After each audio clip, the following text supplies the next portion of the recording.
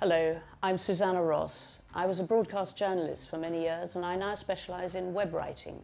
I work with Clarity, the writing experts.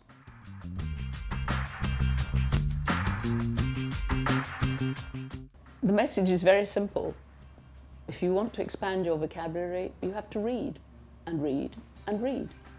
Also listen, but mostly read. It took me a very long time to realise the connection between reading and writing. But the more you read, the better you're likely to write.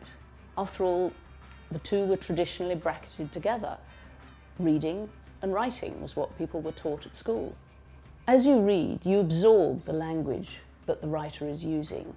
You see the words that he or she is using, and you see the different ways in which they can be used.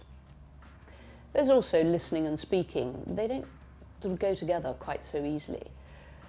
Listening and speaking.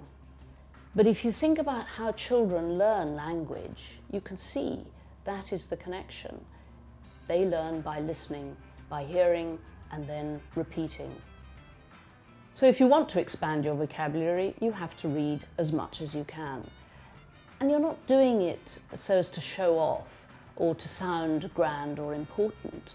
You're doing it so that you express yourself as clearly and precisely as you can. And that's what any good writer wants to do. So if you want to expand your vocabulary, you have to read as much as you can. And you're not doing it so as to sound important or superior to somebody. You're doing it in order to be able to express yourself precisely, to get across exactly what you mean to say and be understood. So what should you read? Well, for a start, ask your friends to recommend books that they've enjoyed, magazines that they like.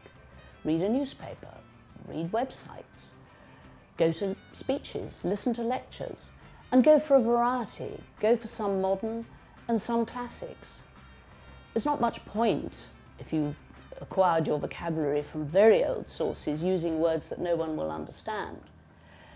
But reading things that were written a long time ago gives you an understanding of how language changes, how words can change their meaning, how some words can die and others live on, and some mean something quite different from what they meant in the past.